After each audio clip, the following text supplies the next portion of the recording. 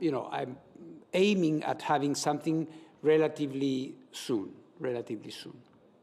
If I may follow up on the issue of your safeguards monitoring equipment at Chernóbil and Zaporizhia. Are you any closer to understanding what actually happened and why communications were lost with the equipment at the two main facilities that are in Russian hands right now? Well, it's the same answer or similar answer that I gave to Jordi applies here. First of all, there is an issue of communications. The systems are based on a scheme which was designed, of course, for a normal moment where antennas function, when power is functioning as you had any system. You would conceive any system of communications in any type of activity. And of course, this is compromised at the moment. What we have is actually a degrading situation, which is a concerning situation for us, because gradually we are losing. It doesn't mean that we are losing everything, but we are losing a significant amount of information. You know, in the plane, I was thinking about this, and I thought when I was discussing with the safeguards team that I could show you this. This, I'm not revealing any confidential information, I'm just showing you how we work. In each of these lines, you have the display of the flow of information we get from different remote monitoring or cameras and systems for different facilities in Ukraine. As you can, of course, deduct, green is green and red is no information. And you can see that this is, in safeguards terms, it's not a good situation because we are losing information. Safeguards is predicated on the basis of a constant monitoring capacity that we can have. The reasons may be diverse. When you have a power cut, of course, the systems may be working, but you have local feed, we have batteries, we have many alternative systems, but the communication, direct communication that we get from the sites is interrupted. We know that the continuity of knowledge can be reconstructed, that we still have the information, that it's coming back soon or relatively soon. So far, maybe we will continue to have interruptions. So this shows that apart from the safety and security aspects that we are trying to look into, there is a growing issue related to safeguards and the assurances that we must give on where this material is and what's happening with it. If I may, sorry, is it a coincidence that communications have been lost with your safeguards equipment at the two main nuclear facilities that are occupied by Russia or that are held by Russia? Or do you hold Russia responsible for the fact that communications have been lost? Well, I don't have any investigative capacity to understand what is the real reason behind a particular interruption at a particular place on a particular time of the day. It's impossible for me. The only thing we are doing is, of course, we are dealing with this. Whenever this happens, we try to establish or re-establish contact as soon as possible. In some cases, we were able to redress situations. In some other cases, this has proven to be so far not possible. Yes, a follow-up on the safeguards issue. To what extent or at what point does the loss of safeguards information become a potential safety and security risk? Because doesn't the safeguards information also, like not having safeguards information means that one also cannot be sure what has happened to the nuclear material, right? Yes, well, there is not one single point in the curve for every single facility. It depends on the operational status of the facility. It depends on the kind of facility. What we're doing is we are carrying out, I would say, a very focused follow of every facility to understand whether we are or we could be reaching this point. It's not something for today, but it's a growing trend. So it's something that it's preoccupying me, and I am raising this thing also, this issue, with our interlocutors. Sorry, but just I'm asking this because the general public often doesn't understand the concept of safeguards versus safety or security. So could you explain in simple terms to what extent this is or is not a safety issue, the fact that you don't have the safeguards? Well, yeah, I would say in very simple terms, because safety, security, safeguards, they have interrelations. I would say safety and security is basically what has to do with preventing a nuclear accident. This is what we are, this is the main objective, to prevent the loss of control, containment, cooling, and thereby not having an accident which would have consequences on people or the environment. In terms of safeguards, the issue here is an issue of non-proliferation, is an issue of security in the sense of peace and security, being sure that we can say that this material, and there is a lot of nuclear material in Ukraine with 15 reactors, etc., we lost track of. And this is why the two things go hand in hand. This is why I went there with my two deputies, Madame Evrard, in the area of safety and security, and Mr. Aparo in the area of safeguards, because these are the two areas we are trying to look at. I don't know if it's a clarification that may be useful for the general audience. Thank you.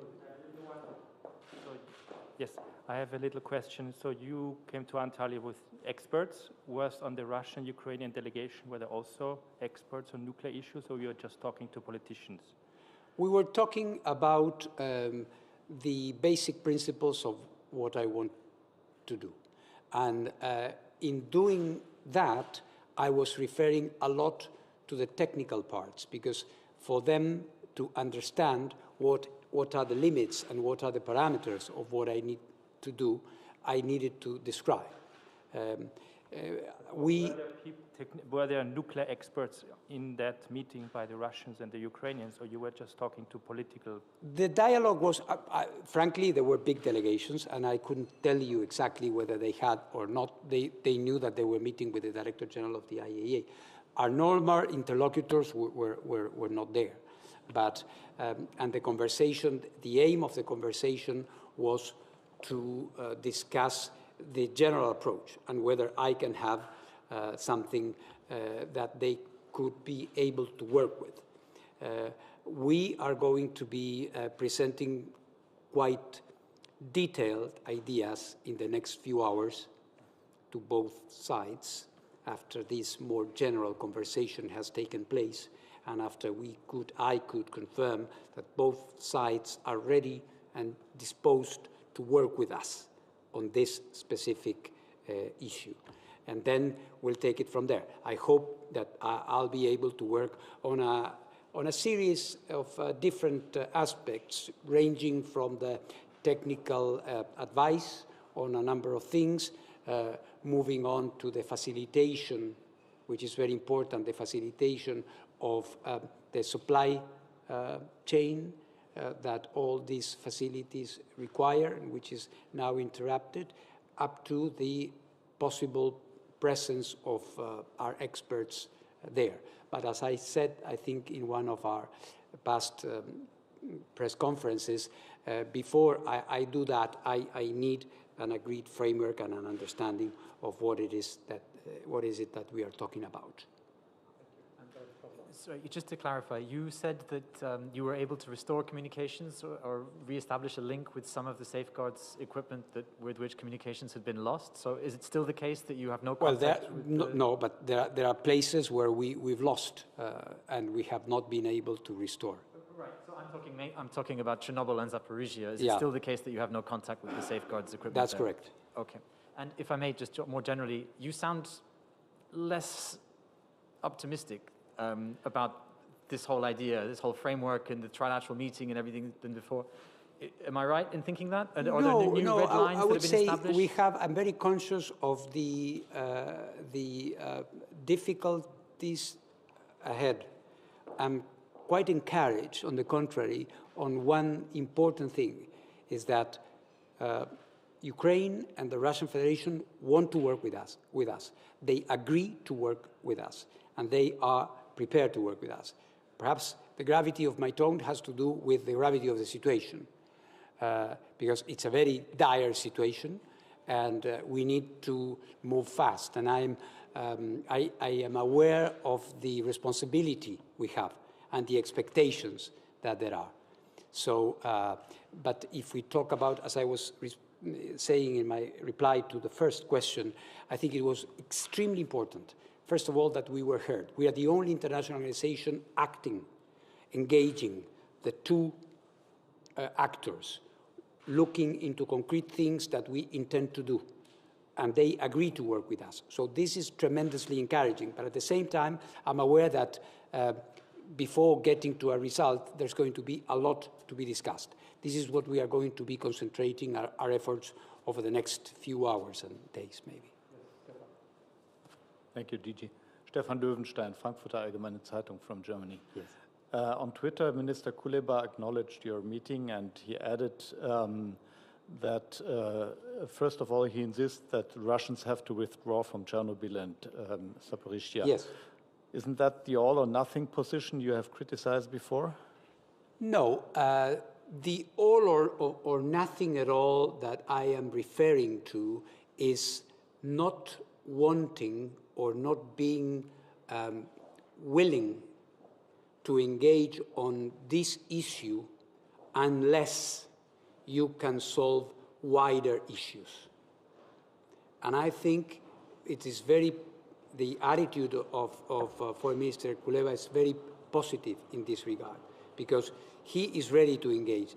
But of course, it is also true that he is reiterating a very basic position of Ukraine. And I think it is important to say that from the very beginning, we have said that our remit is nuclear safety and security. So we are not dealing with the political aspects about which we are, of course, acutely aware. This is obvious. But we are not dealing with the territorial integrity or sovereignty which are at stake in a case like this. I don't know if the distinction is clear. So he repeats his basic position, and I think it is, of course, he's right to do that. But I see a very positive evolution in the position of Ukraine, in that they are willing to work with us. Understand what was or what was not achieved today. So if I understand you correctly, you received no assurances whatsoever from each side, for example, not to use armed force at or on or near nuclear installations. That's my first question. And the second question is, did both sides agree with you on a concrete future meeting? Well, on the first one, the answer would be no, because we were not discussing in detail what is going to be included in this agreed framework. We are presenting some ideas we are going to be discussing, and there is a high probability of a meeting very soon. When this is confirmed, I will let you know, but it will be incorrect of my part to confirm anything before I have an agreement. It would be undiplomatic. So. 1 second. Okay, yes, sorry. Oh, I've got a typo there. I'm just going to fix that. Okay, right there. You need some help? No, yeah, no, it's here. No, we would just normally ask for your help. Yes, so just very broadly, we know that you've suggested a trilateral meeting. You've said the format might be different. Fine. Yeah. But you said you wanted one in Chernóbil. Russia said not Chernóbil, somewhere else. And Ukraine said no Chernobyl. Oh, as well. Okay. As well, because of this, may I interrupt you? No, no, please, please. Sorry. For different reasons. These are the things that start to happen when you start to engage. Right. You put something on the table, and both sides, for different reasons, said, not that, but let's work. Of course. And one side, which is Russia, has even said a third country. So many things are being discussed. So I'm just wondering if there are any new clear conditions like that that have become clear since this meeting about, you know, there how are no conditions, there are preferences, and I would say on the and red lines as well, because, well, it is obvious that for Ukraine it is very important that their basic positions with regards to the whole situation are preserved. And we don't have any problem with that, because we know that for the success of this exercise, there must be a clear delimitation of the scope of the exercise. Okay. Thank you very much. Any further questions? Well, thank you very much. And we'll be talking about this soon, I hope, since I hope we'll have news about it very soon. Thank you very much. Thank you. Thank you.